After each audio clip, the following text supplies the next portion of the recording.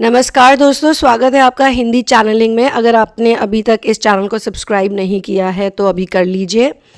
इस चैनल में मैं सिर्फ चैनलिंग्स ही नहीं, रीडिंग्स और इंटरेस्टिंग चीज़ें जैसे कि रामायण महाभारत से रिलेटेड स्टोरीज़ और ऐसे व्लॉग्स जो कि सस्टेनेबल लिविंग के ऊपर हैं या फिर ऐसे टॉपिक्स के ऊपर है जिससे हमारी अवेयरनेस बढ़ती है, उन्हें भी शेयर करती रहूँगी दोस्तों। इसीलिए काफ़ी सारा मज़ेदार कंटेंट आपके लिए आ रहा है जो कि आपको इनर वर्क में हेल्प करेगा।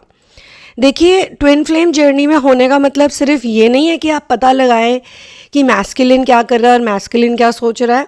ट्विन फ्लेम जर्नी में आने का फ़ायदा आपको तब होता है जब आप इनर वर्क की दुनिया में घुस जाते हैं और अपना उत्थान करते हैं। एसेंशन का मतलब ही है उत्थान।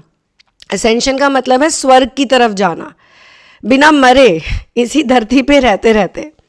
और वैसे भी ऐसा कहते हैं कि जिसको इस लोक में कुछ नहीं मिलता या वो चीज़ यहाँ नहीं मिलती, उसको परलोक में भी वो चीज़ नहीं मिलती। ये मेरे मास्टर्स के वर्ड्स हैं।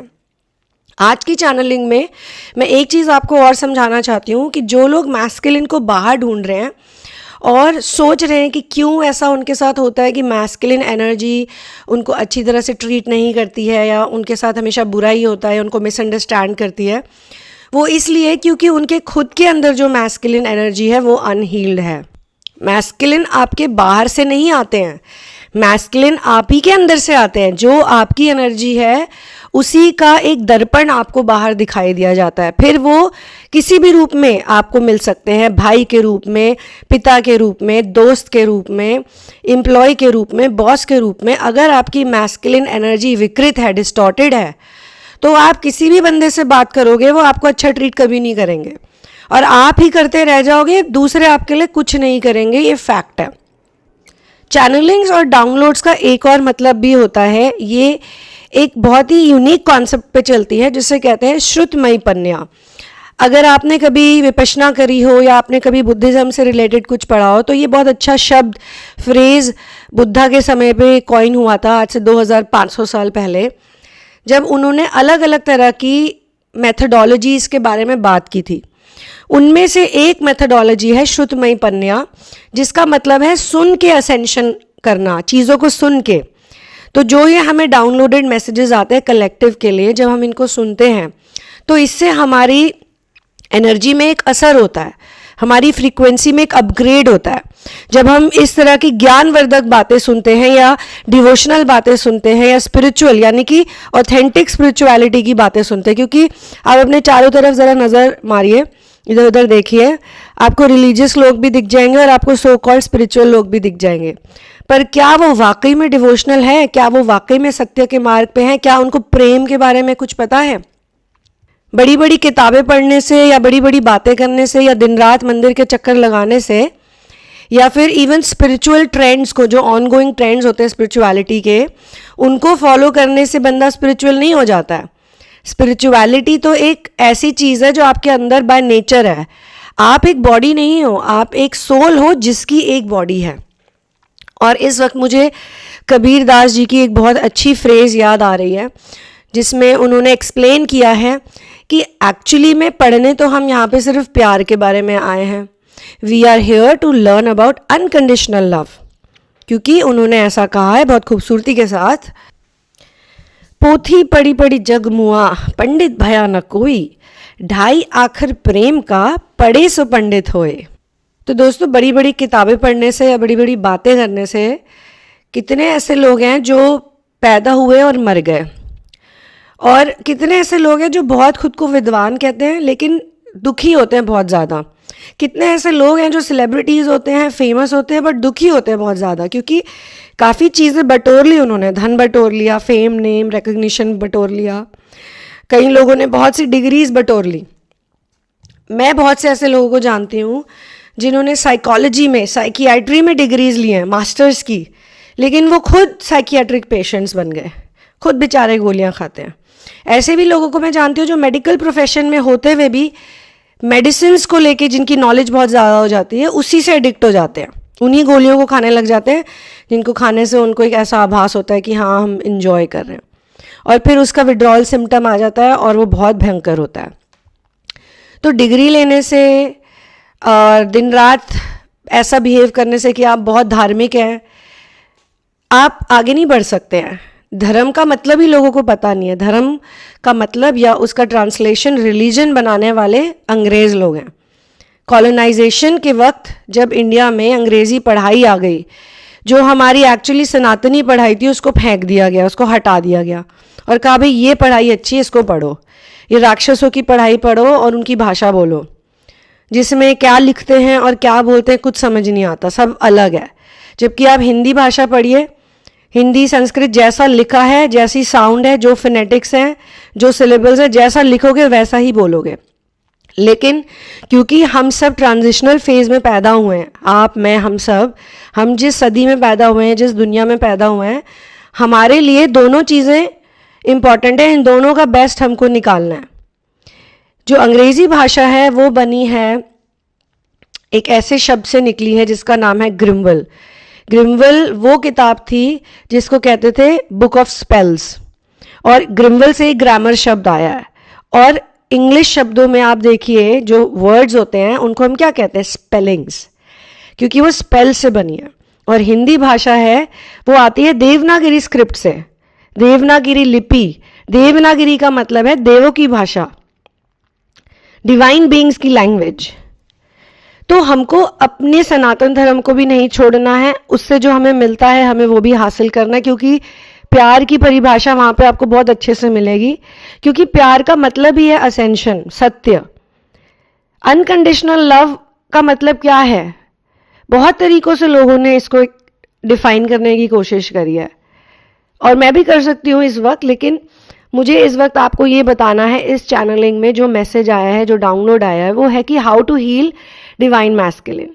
इसीलिए मैं आपको कह रही हूँ कि आपको बेस्ट ऑफ हर तरह से, हर वर्ल्ड का लेना है। आपको जो टेक्नोलॉजी विदेशी सभ्यता से हमें मिली है उसको भी लेनी है, और जो हमारी सनातन धर्म की जो शिक्षा है उसको भी आपको लेनी है, और आपको सत्य के थ्रू प्यार के रास्ते पे चलना है, ट्रुथ। तो डिवाइन मैस्कुलिन को हील करना अगर है तो सबसे पहले आपको सच को इंटेरोगेट करना पड़ेगा, आपके जीवन के सच को। क्योंकि हम यहाँ पर आए हैं, अगर हम इस प्लैनेट पे इस वक्त पैदा हुए हैं, यहाँ पे रहते हैं, तो इसके पीछे भी एक रीज़न है। आप लोगों ने खुद नोटिस किया होगा कि आपकी लाइफ हर साल बदलती है, स्पेशली अगर आप ट्विन फ्लेम असेंशन जर्नी में हो और एक्चुअल में इनर वर्क करना चाहते हो, इनर वर्क से प्रभावित हो आप, तो आप देखिए आपकी लाइफ हर सिचुएशन के साथ बेहतर हो रही है, क्योंकि आपको कुछ सीखने को मिल रहा है। और ये आपकी इंट्यूशन ही है जो आपको इस तरह के कंटेंट तक लेकर आती है। जो आपको कंटेंट दे रहा है, जो नरेट कर रहा है, वो एक मीडियम है। मीडियम का भी ये सौभाग्य है कि उसको भगवान ने चूज कर लिया, क्योंकि मीडियम भी हो सकता है किसी समय में बहुत दुखी रहा हो या किसी समय में उसको कुछ ना पता हो। और ऐसा भी नहीं कहा जा रहा कि मीडियम सब जानता है या जानती है, लेकिन थैंक्स टू द सीकर्स कोई एक मीडियम बन जाता है। मगर असली जो आपको नॉलेज मिल रही है वो अनकंडीशनल लव का जो सागर है, जो आपके मास्टर्स हैं, जो सोर्स है, जो ट्रू लव को हम तक ले जाते हैं, हम तक लेकर आते हैं, और या हम उनके पास जाना चाहते हैं, वो इनके असली सोर्स, इनके क्रिएटर्स हैं। तो दो तरह की एनर्जीज होती हैं, मैस्कुलिन और फेमिनिन एनर्जी।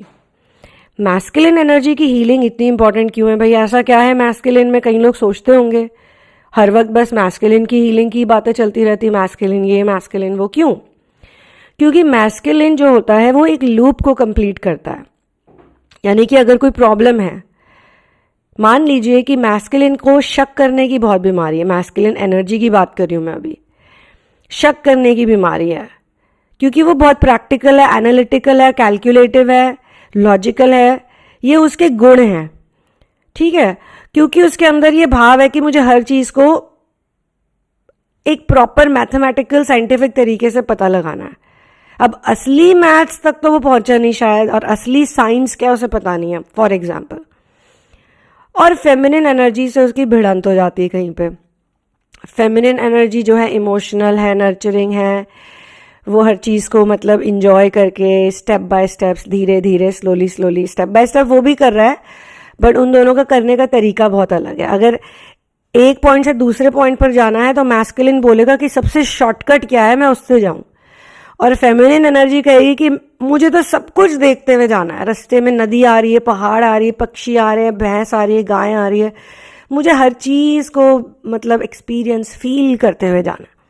और ये दोनों ही सही हैं, ऐसा तो हम नहीं कह रहे कि वो गलत है और ये गलत है, नहीं, दोनों ही अपनी अपनी जगह पे सही हैं।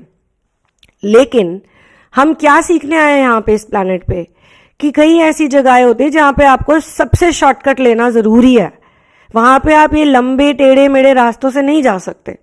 और कई ऐसी जगह हैं जहाँ पे आप शॉर्टकट बिल्कुल नहीं ले सकते, because detailing is very much important in those places. तो आपको ये सीखना है कि कौन सा ऐसा एरिया है जहाँ पे मैस्कुलिन एनर्जी का उपयोग होएगा और कौन सा ऐसा सिचुएशन कॉन्टेक्स्ट है जहाँ पे फेमिनिन एनर्जी का उपयोग होगा। और इसीलिए आप लोगों की भिड़ंत होती है, क्योंकि ये बहुत इंपॉर्टेंट है कि आप मैस्कुलिन के तरीके को जाने, और मैस्कुलिन के लिए बहुत ज़रूरी है कि आप फेमिनिन के तरीके को जाने। लेकिन ये जो मैस्कुलिन और फेमिनिन का डांस हो रहा है ना दोस्तों, ये आपके अंदर ही हो रहा है, बाहर तो आपको बस उसका फिजिकल मैनिफेस्टेशन दिखाई दे रहा है। अगर आपकी बाहरी फिजिकल मैनिफेस्टेशन में डिसअपॉइंटमेंट है, रोष है, दुख है, तड़प है, टॉर्चर है, डिस्कार्ड है, रिजेक्शन है, ब्लेम गेम है, तो वो बाहर नहीं है, वो एक्चुअली अंदर है। अगर आपको लगता है कि मैस्कुलिन आपको सॉरी ही नहीं बोलते, क्लोजर ही नहीं देते हैं, वो इसलिए क्योंकि आपने खुद को क्लोजर नहीं दिया, आपने ही खुद को अभी तक माफ नहीं किया। आप खुद को मन ही मन, जब आपकी इमेजिनरी कॉन्वर्सेशंस होती हैं तो आप खुद को ही कोस रहे हो, आप उस इमेजिनरी कॉन्वर्सेशन में, उस डिबेट में हार रहे हो बार बार, इसीलिए बाहर भी हारे जा रहे हो। ये बहुत डीप सब्जेक्ट है, बहुत डीप और बहुत इंटरेस्टिंग, और इसके लिए बहुत ज़्यादा ध्यान लगाने की ज़रूरत है। और सबसे ज़्यादा ज़रूरी है अपने चक्रास के साथ आप अलाइन हो जाए।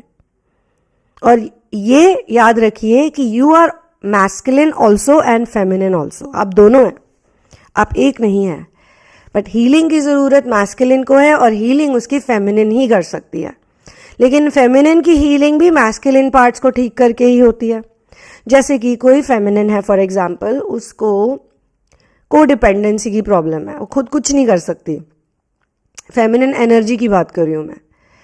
ऐसी बहुत सी महिलाएं हैं जिनकी मैस्कुलिन एनर्जी बहुत स्ट्रांग होती है, वो इतनी ज़्यादा लॉजिकल, प्रैक्टिकल, एनालिटिकल होती हैं कि समझ ही नहीं आता कि औरत है या आदमी है, समझ नहीं आता कई लोगों को। इतनी ज़्यादा स्ट्रांग हेडेड, कहीं तो फिजिकली भी इतनी स्ट्रांग होती हैं कि 4-5 लोगों को एक साथ धोबी पछाड़ पटक दे। पर ये क्या गलत बात है? नहीं, क्योंकि मैंने ऐसी बहुत सी फेमिनिन्स देखी हैं जो फिजिकली जितनी स्ट्रांग होती है, मेंटली इमोशनली उतनी ही नर्चरिंग होती है, क्योंकि उन्होंने अपनी एनर्जी पे, अपनी ट्विन फ्लेम एनर्जी पे वर्क किया है। उन्होंने समझ लिया है कि कहाँ पे किसकी ज़रूरत है, और नेचुरली जो उनको पसंद है वो भी करना ज़रूरी है। अगर आपको नेचुरली कुछ चीज़ें पसंद है तो आपका वो करना बहुत ज़रूरी है। आप नहीं करोगे तो आपको अच्छा नहीं लगेगा। तो आपको ये सोचना है कि नेचुरली आपको क्या क्या पसंद है। अगर आप अपने मैस्कुलिन को हील करना चाहते हो तो आपको वो चीज़ें करनी ज़रूरी हैं जो आपको बचपन से पसंद है। आपको अपने बचपन में जाना बहुत ज़रूरी है। Go back to your childhood days. उस समय ऐसी कौन सी चीज़ें थी जो आप अपने माँ बाप से बार बार कहते थे पर वो करने को आपको सपोर्ट नहीं करते थे, या किसी कारणवश, फाइनेंशियल कंडीशन की वजह से, या अपने ही दुख में हमेशा रोते रहते थे, इस वजह से बच्चे पे ध्यान नहीं दे पाते थे। खुद की लड़ाइयाँ इतनी होती थी माता पिता की, या परिवार में इतने ज़्यादा ड्रामे होते थे कि बच्चों पे ध्यान ही नहीं कोई देता था, बच्चे पीछे से कुछ भी करते रहे। फिर ऐसे माँ बाप कहते बच्चे बिगड़ गए, बच्चे बिगड़ गए, हमारे हाथ से निकल गए, ये हो गया वो हो गया। या कुछ होते हैं जो कि एक कोवर्ट नार्सिसिज्म से ग्रसित होते हैं, वो लोग बार बार यही कहते रहते हैं हम अपने बच्चों के लिए कुछ नहीं कर पाए, कुछ नहीं कर पाए, कुछ नहीं कर पाए, कैसी माता हूँ मैं, कैसा पिता हूँ मैं। अरे तो उठ के करो ना, फिर कर नहीं पाए क्या होता है, सारा दिन यही बोलते रहो और सिंपैथी भी गेन करते रहो और बच्चे भी बेचारे दुखी होते रहे। आप उनके लिए कुछ मत करो, बस रोते ही रहो। कुछ ऐसे भी माता पिता होते हैं जो बच्चों के सामने इतना रोते हैं कि बच्चे की कभी ग्रोथ ही नहीं हो पाती, जिंदगी भर बच्चा उन्हीं का ध्यान रखता रहता है और अपने लिए कुछ नहीं कर पाता, उसकी पूरी लाइफ गुलामी में ही कट जाती है। तो आपको अपने बचपन में जाके देखना पड़ेगा, विदाउट ब्लेमिंग योर माता पिता, ये सारी बातें जो मैं आपको बता रही हूँ इसलिए नहीं कि अब आप उनको ब्लेम करने में अपना सारा जीवन निकाल दो। आधा जीवन तो वैसे ही निकल गया, सही अपब्रिंगिंग नहीं मिली आपको, और बाकी आधा निकल जाएगा उनको दोष देने में, उनसे लड़ने झगड़ने में, क्योंकि आप समझिए उनकी भी एक मेंटल कैपेसिटी है। अगर वो इतने इंटेलिजेंट होते तो वो इंडिपेंडेंट नहीं हो जाते, वो स्ट्रांग नहीं हो जाते, वो अपने पैरों पे अपने बलबूते पे खड़े नहीं हो जाते। जाहिर सी बात है उनमें इस चीज़ की कमी है, इसीलिए तो वो छोटे बच्चों के आगे रोते रहे, उनके आगे लड़ते रहे, झगड़ते रहे, उनको डराते रहे, धमकाते रहे हर तरह से। कईयों ने तो बच्चों को डराया धमकाया उनको हद से ज़्यादा मार पीट के, कईयों ने बच्चों को डराया धमकाया उनके आगे बहुत सारे तरह तरह के नशे करके, अजीब अजीब से बिहेव करके, और कईयों ने डराया धमकाया मैं दुखी आ रहा हूँ, मैं दुखी आ रही हूँ, मैं तो ऐसा हूँ, मैं तो वैसी हूँ, मेरे बस की तो कुछ नहीं है, भगवान मेरी किस्मत कितनी फूटी है। और फिर क्या होता है, यही पैटर्न बच्चे एक्सेप्ट कर लेते हैं और बच्चे भी आगे जाके बड़े होके फिर वही करते हैं। तो आपके जो माता पिता हैं वो भी अपने माता पिता को ही कॉपी कर रहे हैं, और उनके माता पिता को। कुछ ऐसे होते हैं जिनमें फ्लॉज भी होते हैं और गुण भी बहुत होते हैं। अवगुण तो होते ही हैं बट गुण भी बहुत होते हैं। तो कई लोगों के बच्चे जो होते हैं उनमें मिक्स्ड बिहेवियर आ जाता है, कहीं कहीं पे वो बहुत गुणी हो जाते हैं और कहीं कहीं पे अवगुण से भर जाते हैं। तो इसीलिए हमको किसी को ब्लेम नहीं करना है, क्योंकि ये पीढ़ी दर पीढ़ी चलता आ रहा है ये मामला। अगर उनके माता पिता, आपके माता पिता के भी माता पिता भूत प्रेतों से डरते थे या जादू टोने से डरते थे, तो वो भी उनके अंदर आ जाएगा, क्योंकि वो अपने माता पिता से सीख रहे हैं, आपके दादा दादी से, आपके नाना नानी से। मान लीजिए आपकी फैमिली में बेटा और बेटी के बीच में बहुत ज़्यादा भेद होता है, भेदभाव करते हैं। बेटी बहुत अच्छी है, सॉरी बेटा बहुत अच्छा है और बेटी अच्छी नहीं है। बेटी तो अच्छी होती है, आजकल की दुनिया में आप देखिए, ऐसा नहीं कि बेटे अच्छे नहीं होते हैं। मैं ये डिवाइड करने के लिए नहीं बोल रही हूँ, मैं वैसे बता रही हूँ आपको। ध्यान तो आजकल बेटियां ही रख रही है ना अपने माता पिता का सबसे ज़्यादा। लड़के तो शादी करके चले जाते हैं अपनी वाइफ के साथ और अपनी फैमिली के साथ रहते हैं। अच्छा, उनकी भी फैमिली में जो फेमिनिन है वो भी अपने ही माता पिता का ध्यान रख रही है। तो डायरेक्टली और इनडायरेक्टली लड़कियां मल्टीटास्कर्स हैं, ये फैक्ट है। तो फिर इस पे इतनी ईगो क्यों? अगर कोई मल्टीटास्कर है तो इस पे पुरुषों को इतना ईगो क्यों है? क्योंकि पुरुषों को ये ईगो उनके भी पूर्वजों से मिल रहा है। पुरुष का नेचर ईगो का थोड़े ना है, पुरुष का तो नेचर ही सपोर्ट करने के लिए है। ये फेमिनिन प्लैनेट है, ये पृथ्वी है। इसके केयर टेकर्स कौन है आप देखिए जरा, ब्रह्मा विष्णु महेश, और ये तीनों कौन है? मैस्कुलिन है ना।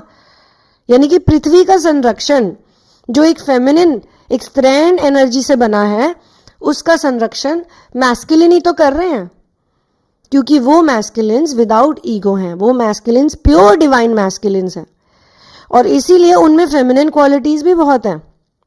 वो नर्चरिंग है, वो केयरिंग है, वो लविंग है, उन्हें म्यूजिक पसंद है, डांस पसंद है, उनका जो रूप है बहुत सुंदर है, वो तैयार भी होते हैं, वो अपने ज्वेलरी पहनते, अपने गहने पहनते हैं, सब कुछ करके वो तैयार होते हैं। तो उनमें शारीरिक बल भी है और सौम्यता का भाव भी है। यही एक असली डिवाइन मैस्कुलिन की निशानी है, जो कि हमारी सोसाइटी में, हमारे वर्ल्ड में आजकल मिसिंग है। जो पेट्रियार्कल एनर्जी है वो बहुत टॉक्सिक हो गई है, और इसीलिए ये बराबरी की बातें आजकल लोग करते हैं। मेल वर्सेस फीमेल चल रहा है, जो अंग्रेजों ने किया था ना डिवाइड एंड रूल, वही चल रहा है अभी भी। पुरुष और नारी डिवाइड हो चुके हैं, और ये कंपटीशन चलता रहता है कि मैं तुमसे बेटर हूं या नहीं। और वो दोनों किसी से बेटर नहीं है, वो दोनों डिफरेंट हैं, यूनिक हैं। तो इसीलिए आपको अपने बचपन में जाके इंटेरोगेशन करनी है कि वो कौन सी चीज़ है जो आप नहीं कर पाए और बचपन में बहुत ज़्यादा इच्छा थी आपकी करने की। चाहे वो इग्नोर किए जाने की वजह से आप नहीं कर पाए, चाहे किसी फाइनेंशियल प्रॉब्लम की वजह से नहीं कर पाए, चाहे घर में कलह कलेश की वजह से नहीं कर पाए, कुछ भी हो सकता है रीज़न। जैसा कि मैंने कहा, ये पीढ़ी दर पीढ़ी चलता आ रहा है।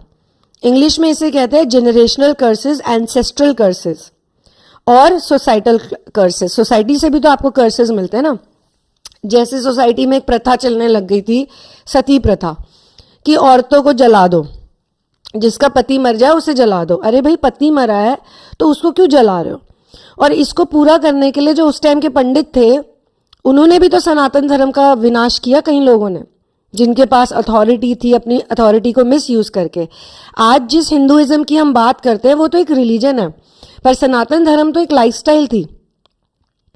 और जैसा मैं कह रही थी कि बुद्धा के समय में 2500 साल पहले जो धर्म शब्द था उसको धम्म कहा जाता था, और धम्म का अर्थ था कुदरत। तो धर्म शब्द को किसने रिलीजन बना दिया? ये कैसे बदल गया? ये हिंदू मुस्लिम सिख ईसाई में कैसे चला गया? धर्म का तो मतलब ही कुदरत है, धर्म का मतलब ही सत्य है। तभी तो पहले के लोग कहते थे अपने धर्म का पालन करो, क्योंकि हर सिचुएशन में धर्म बदल जाता है। आपका असली धर्म क्या है वो सिचुएशनल होता है, वो कॉन्टेक्स्ट पे डिपेंड करता है। तो जनरेशनल कर्सेस पे अगर हम आते हैं, तो जैसा कि मैं कह रही थी कि अगर आपके दादा परदादा, नानी पर नानी किसी प्रथा को फॉलो करते थे, तो वो प्रथा आप तक भी कहीं ना कहीं पहुंच जाएगी। जैसे कि आपने देखा होगा, जब हम लोग छोटे होते थे तो हम ये दहेज वाली स्टोरीज बड़ी सुनते थे, या हमारे माता पिता बताते हैं कि उनके समय में ऐसा भी होता था कि जो लड़की डाउरी लेके नहीं आती थी उसको जला दिया जाता था, उसको खुद ही उसकी सास और घर के लोग जला देते थे। ये कितना स्केरी है सुनने में, आप सोचिए कितना डरावना और कितना भयावह है ये।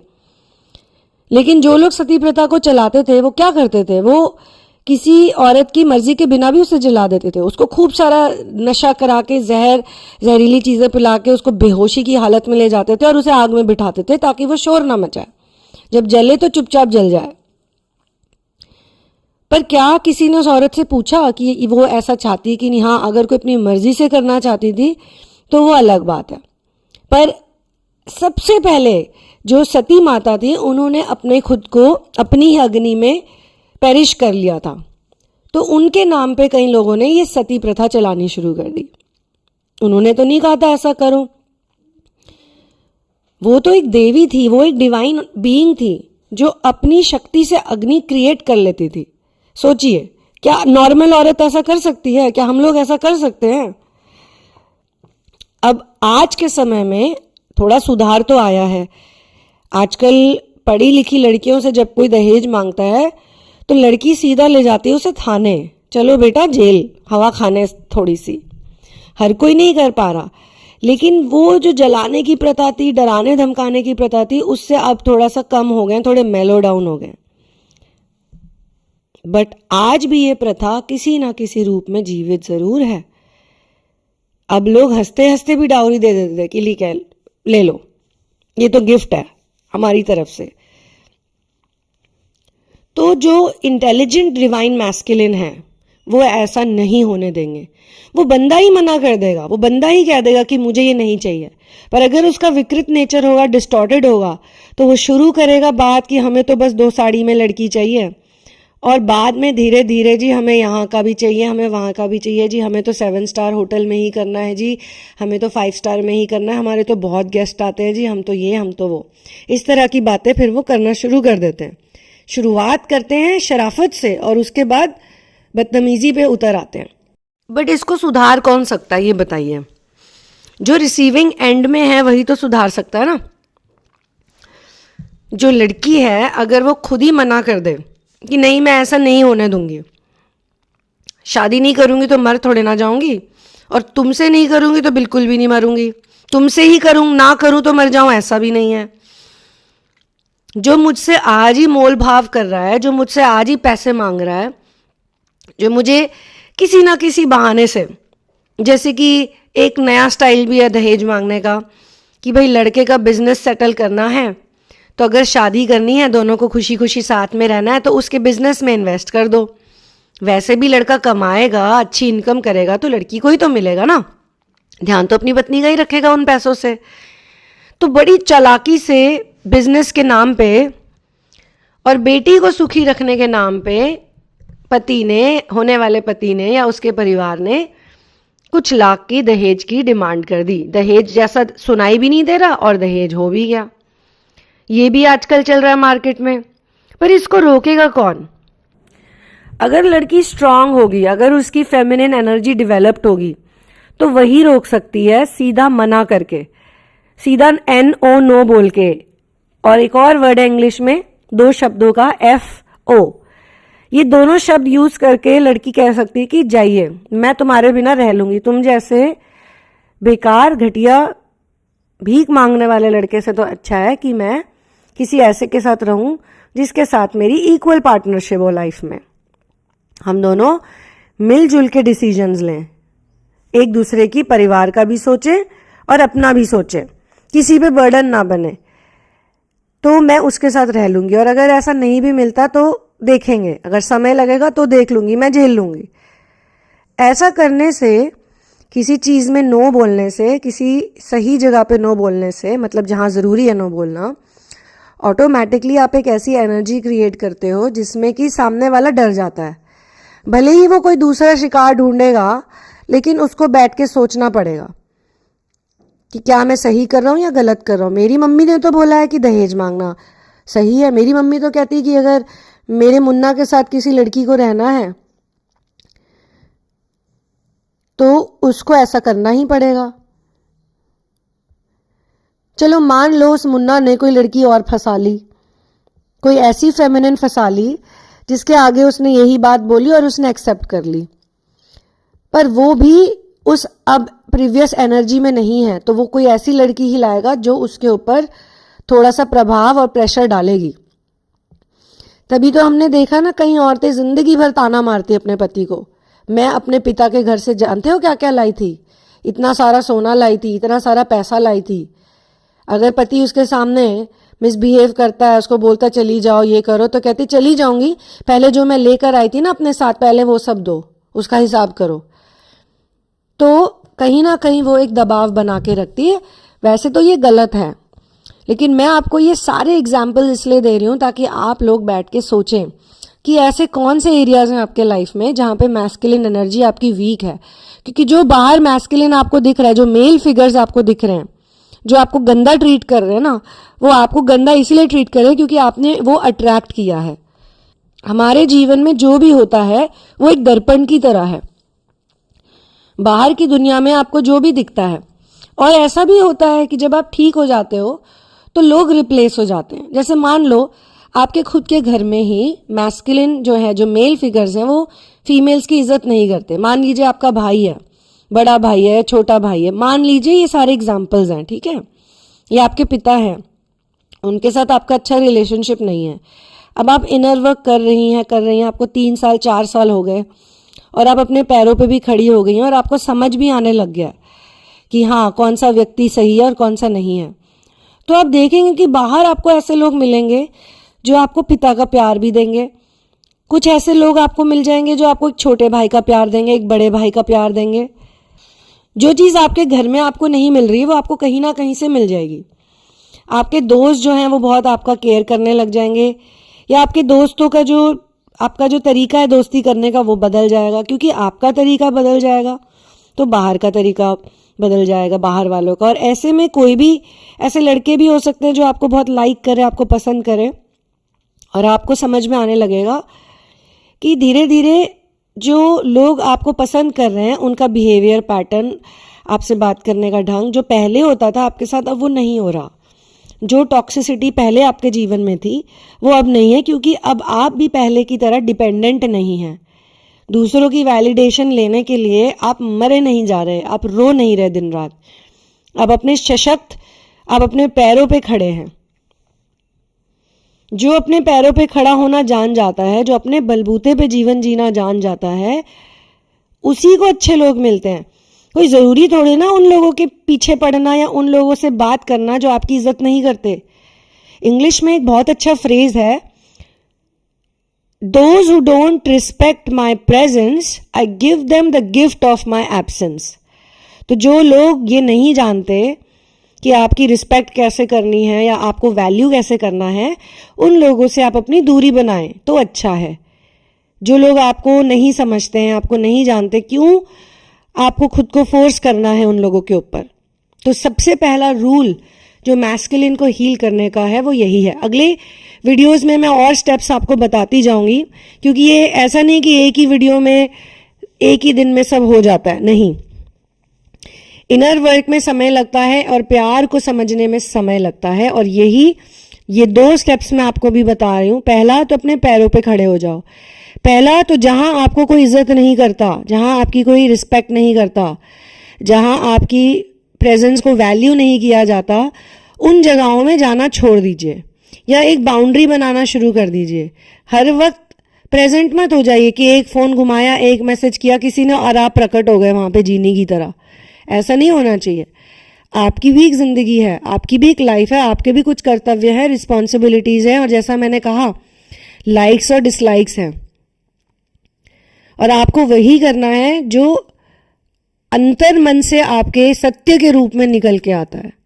आपको खुद को भी टटोलना है कि ये जो मैं कर रही हूँ या कर रहा हूँ, ये ईगो के वश में कर रही हूँ या वैसे ही हो रहा है। ये कर रहा हूँ और कर रही हूँ बोलना बहुत ज़रूरी है, क्योंकि दोनों जेंडर्स के लोग ये वीडियो सुनते हैं।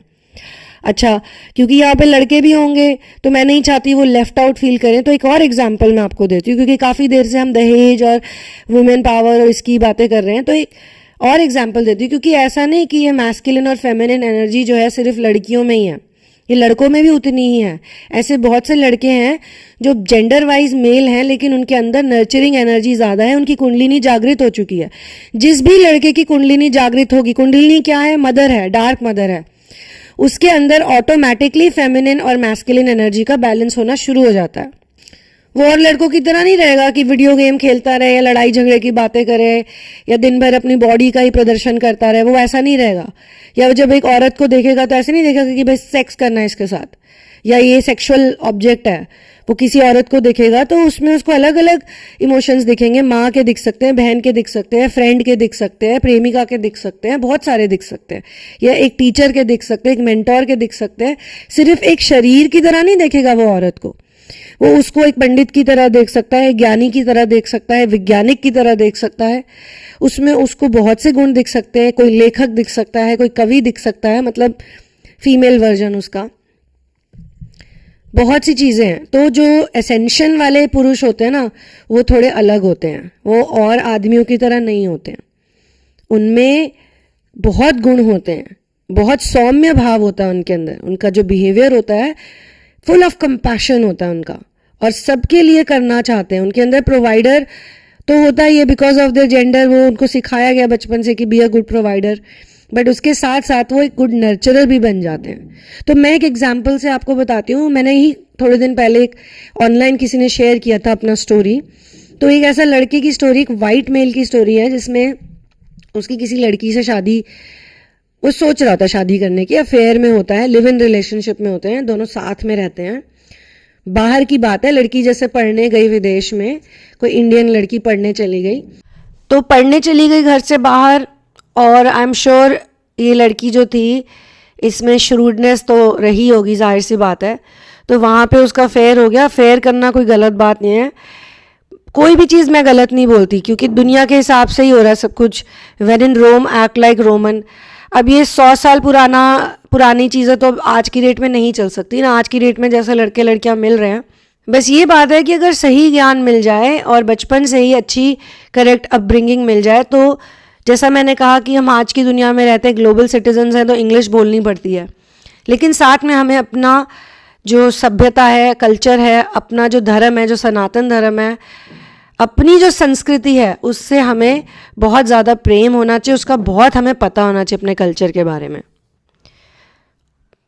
और फिर दोनों का टोटल करके हमको जीना चाहिए। जहाँ पे ज़रूरत पड़े हमें वहाँ पे जो ये टेक्नोलॉजी है, जो बाहर की सभ्यता है, इसको, क्योंकि बाहर भी तो वही लोग रहते हैं ना, वहाँ भी तो इंडिजिनस कल्चर्स थे ना पहले। ये जो इंडियन शब्द है, ये सिर्फ इंडिया के लिए यूज़ नहीं होता था, ये हर उस व्यक्ति के लिए यूज़ होता था जो इंडिजिनस कल्चर को फॉलो करता था। इसीलिए नेटिव अमेरिकन्स को भी रेड इंडियंस कहते थे, उनके स्किन कलर की वजह से। जब वो धूप में घूमते थे तो उनकी स्किन जो थी वो लाल हो जाती थी, हमारी ब्राउन हो जाती थी, ब्राउन है, उनकी रेड हो जाती थी। थे वो भी इंडियंस ही। जहाँ भी इंडिजिनस कल्चर होगा वहाँ के लोग इंडियन ही होते हैं, देखा जाए तो। इसीलिए अंग्रेज़ों ने ये इंडियन शब्द हमको दे दिया था, क्योंकि हमारे देश में जब वो आए थे तो सबसे ज़्यादा लोग थे जो इंडिजिनस कल्चर को फॉलो करते थे। उससे पहले उन्होंने अमेरिका को भी कॉलोनाइज किया था। तो हर गोरा व्यक्ति अंग्रेज नहीं होता, हर गोरा व्यक्ति ब्रिटिश नहीं होता, वो ऑस्ट्रेलियन भी हो सकता है, अमेरिकन भी हो सकता है, और इन सब को कभी ना कभी ब्रिटिशर्स ने रूल किया है, कॉलोनाइज किया है। Now coming back to the discussion, तो ये लड़का, ये स्टोरी है, इसमें इस लड़के के साथ धोखा हो जाता है दोस्तों। वो तो इस लड़की से प्यार करता है, इंडियन लड़की से। वो लड़की उसको कहती है कि मैं कुछ दिनों के लिए, फैमिली इमरजेंसी है मेरे घर में कुछ, तो मुझे इंडिया जाना पड़ेगा। तो लड़का बोलता है ठीक है, आप जाइए, जल्दी आइएगा, आपको पता है मैं यहाँ आपका इंतज़ार कर रहा हूँ, आगे हमें अपना जीवन बसाना है। लड़की बोलती ठीक है। लड़की इंडिया चली जाती है और थोड़े दिनों बाद लड़की लड़के को अपनी शादी का फ़ोटो भेजती है, वेडिंग फोटोग्राफ, कि ये हो गई जी मेरी शादी। तो उस वाइट मेल ने इस चीज़ को वायरल कर दिया, इसको शेयर कर दिया फोटोग्राफ के साथ और पूरी बातचीत के साथ। तो ये गलत हुआ ना, वो भी एक मैस्कुलिन है, मेल है, जेंडर वाइज कह रही हूँ मैं, उसके साथ भी गलत हुआ, उसके साथ धोखा हुआ। उसको एक लड़की ने नॉट ओनली उसको बेवकूफ़ बनाया, उसको चीट किया, उसको झूठ बोल के चली गई, ऊपर से शादी का फोटो तक भेज दिया कि ये लो, good bye, see you later. तो वो भी शांत नहीं बैठा, उसने क्या किया, कहा ठीक है मैं दुनिया को ये बता दूंगा, जो मेरे साथ तुमने गलत किया है मैं सबको बता दूंगा। तो उसने भी मना कर दिया ना, मतलब इन अ वे नो बोल दिया उसने भी, कि आपकी बदतमीजी को मैं क्यों सहूं, आपने मुझसे झूठ बोला, आपने मुझे धोखा दिया, आपने मुझे बताया तक नहीं, बस सीधा एक फोटो भेज दिया। तो आपको क्या लगता है कि जो मैंने यहाँ आपके साथ दुनिया बसाई, एक रिलेशनशिप बसाया, आपके लिए इतना कुछ किया या आपसे प्यार किया, तो मैं पागल हूँ? मतलब मैं भी लोगों को बताऊंगा कि आप कैसी हैं, किस तरह की हैं। तो सबसे पहले तो जब आपके साथ कोई बुरा करता है या कोई गलत करता है, तो आप चुपचाप उसको बैठ के ऐसे सहिए मत, या तो उसको आप बोलिए, या अपने आप से भी, मैं तो कहती हूँ चलो मान लो आपने, आपको पब्लिकली नहीं शेयर करना, तो अगर आप रिवील नहीं करना चाहते कोई बात नहीं, किसी से डिस्कस नहीं करना चाहते कोई बात नहीं, लेकिन कम से कम खुद से तो डिस्कस कर सकते हैं, अपने आप से तो बातचीत कर सकते हैं, अपने आप को तो समझा सकते हैं कि देखो भैया ये सच है। जब आपने सत्य का ज्ञान कर लिया, सत्य को समझ लिया, तो दुनिया उस सत्य को समझे या ना समझे क्या फ़र्क पड़ता है। आपके मन में क्लैरिटी होनी चाहिए कि आपको रियलाइज़ हो जाना चाहिए कि सामने वाला व्यक्ति मुझे बेवकूफ़ बना रहा है, मुझे यूज़ कर रहा है, या मुझसे प्यार कर रहा है। दोस्तों इस पॉडकास्ट को मैं यहीं पे पॉज कर रही हूँ और इसका पार्ट 2 मैं इमीडिएटली इसके बाद अपलोड करूँगी, तो आप कृपया करके उसे सुनिएगा। So I will see you soon in that other part, second part.